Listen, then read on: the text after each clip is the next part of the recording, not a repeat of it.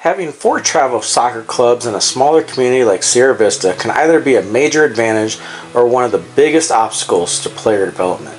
This doesn't include the few other players who travel from Sierra Vista to play for other clubs. The deciding factor is whether the clubs create more opportunities or simply divide the same limited pool of players, coaches, fields, and families. I don't think the problem is that Sierra Vista has 4 clubs. The bigger question is whether each club can consistently provide complete, competitive teams at the appropriate age and skill levels. The biggest pro I see is families have choices. 4 clubs means players aren't trapped in one system. Different players need different things.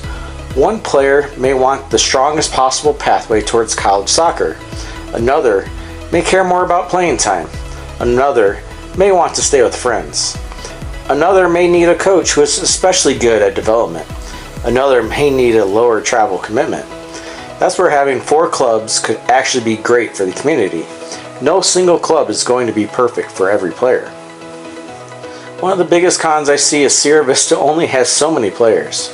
This is where 4 clubs can become a problem. Imagine an age group has 40 competitive players. Instead of having 2 strong teams of 18 to 20 players, you could end up with about 10 players between each of the 4 clubs. Now nobody has a complete roster. Clubs start combining age groups, borrowing players, recruiting from other towns, moving players between teams, or entering teams into competitions they're not prepared for. And ironically, while everyone is trying to create more opportunity, the community can end up creating less opportunity because none of the teams are deep enough. That's probably the single biggest issue I'll be watching over the next couple of years. Where 4 clubs could actually help Sierra Vista. Competition between clubs isn't automatically bad. It can force everybody to improve. If one club starts providing better goalkeeper training, others may respond. If another club develops a strong college recruiting program, others may improve theirs. If another offers better communication, coaches, or training, families now have somewhere else to go. That gives parents leverage instead of, this is the only club in town, take it or leave it. Clubs have to earn families' trust. That's healthy. It can also create opportunities for more coaches to develop and more kids to find environments that fit their personalities. Now here's where 4 clubs could hurt Sierra Vista. This is the part I would worry about most: diluted talent. The best 18 players in an age group might be spread across 4 teams instead of playing together. That could prevent Sierra Vista from producing teams capable of competing with Phoenix and Tucson clubs. Diluted coaching. A small community has a limited number of experienced coaches. 4 clubs could mean 4 teams all searching for qualified coaches at exactly the same age groups. Recruiting wars. This is where small town youth soccer can get ugly. Clubs start fighting over kids, coaches contact players from other clubs, parents get involved, rumors start, friendships are damaged. Suddenly, people care more about which club wins Sierra Vista than whether Sierra Vista players are developing. That would probably be the worst possible outcome. Smaller rosters. This could force clubs to combine age groups or constantly use guest players. Occasionally, playing up can be excellent for development. Being forced to play because your club doesn't have enough players is something different. Too many mediocre teams instead of fewer strong teams. This might be the biggest philosophical question.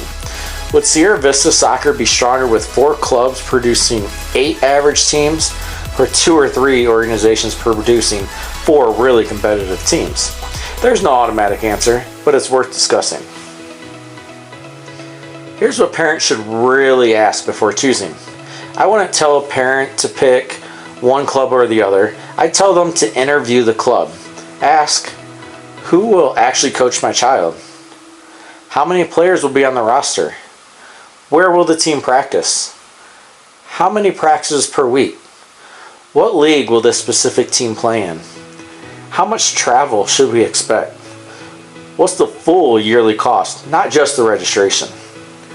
What happens if my child becomes too advanced for this team? What happens if my child needs more development? Will this roster actually have enough players to compete all season? How much playing time should players realistically expect? What opportunities exist at the older U15 to U19 ages? What is the club doing for players interested in college soccer? Can players move between teams or levels based on development? What does success mean to this coach, winning games or developing players? And there's one question I think parents rarely ask that they absolutely should. Where will my child develop the most? Not who's ranked highest, not who has the coolest uniform, not where are their friends playing, not even which club wins the most. At 11, 12, 13, 14 years old, the player who gets great coaching, meaningful minutes, challenging training, and confidence may ultimately surpass the player sitting on the bench of the better team. There's another potential positive nobody talks about. 4 clubs could actually create an incredible soccer environment if the clubs cooperate occasionally instead of treating each other like enemies. Imagine if Club A develops players, Club B develops players, Club C develops players, and Club D also develops players. The coaches still communicate.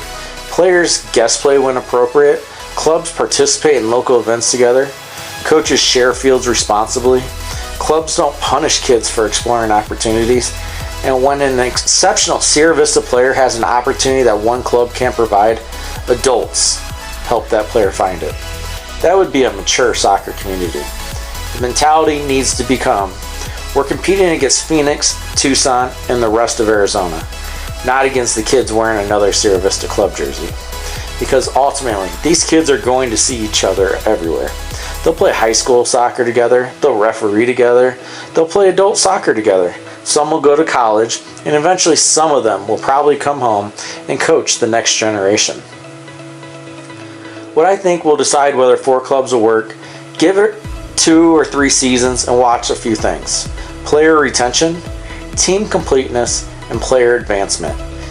If all 4 organizations maintain healthy rosters, retain families, and consistently move players forward, then Sierra Vista might actually have enough soccer participation to support 4 clubs.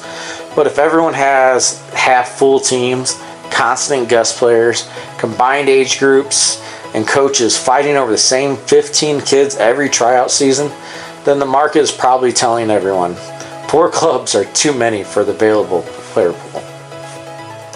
And I wouldn't necessarily view clubs eventually merging, partnering, or disappearing as a failure either.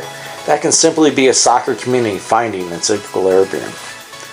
The biggest thing I would tell Sierra Vista parents, don't choose the biggest club, don't choose the smallest club, don't choose the club your neighbor tells you is best. Choose the coach, team, competition level, and development pathway that are best for your individual player. The club can open doors, but the environment your child trains in every week is what develops the player. All Sierra Vista options appear to bring something genuinely different to the table, which could make this an unusually interesting period for soccer in the community. And I'll be looking forward to the next couple of years to see how it plays out.